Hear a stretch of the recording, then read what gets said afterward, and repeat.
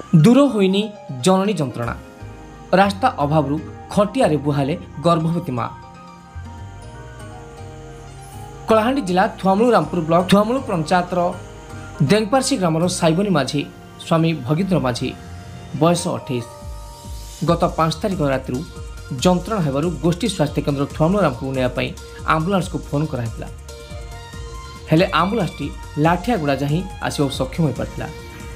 जंत्रणा छटपट होइतिबा साइबनी को खटियार बोही आंबुलांस पाखु नेबा पणिया परे जंत्रणा आहुरी तीव्र होइतिला। तेबे असह्य जंत्रणा जोगु साइबनी अधा बाटे एक शिशु कन्या को जन्म देथिले। ए शिशु कन्या जनक तांकर तृतीय संतान बोली जଣା पड़छि। उभय माँ एवं नवजात शिशु कन्या को खटियार बोही 1 किलोमीटर नेला परे आंबुलांस जोगे थुआमुलु रामपुर गोष्ठी केन्द्र को नेबाको परिवार लोक सक्षम होइतिले। सरकार गर्भवती माँ मान अनेक जनहितकर योजना करते रास्ता घाट में एपर्यंत उन्नति होई नाही, जोथिपाई सबु योजना फेल मार्च बोली साधारण चर्चा। कलाहांडी थुआमुलु रामपुर महेश्वर बांक रिपोर्ट।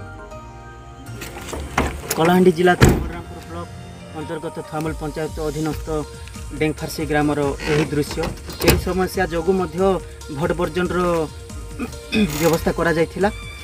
ए भलिया परिस्थिति माँ मानू गर्भवती मानू बही कर लाठियागुड़ा निया जाउछि। एटा केते कष्ट रे माँ को वेदना जोगु अधा बाट रहला बहुत कष्ट साध्य एम्बुलांसटा आसी मो पाखरे पहुँची जाइछि। सब समय माँ मनीष को माने मला समय श्मशान को नेबा कथा, किंतु ए जीवन थाई मध्य ए रोगी मानू गोटे एम्बुलांस की गाड़ी नेबार सुविधा नहीं यही गाँव में डेंगफारसी ग्राम में। से मोर राजनीतिज्ञ समस्त माने समाजसेवी समस्त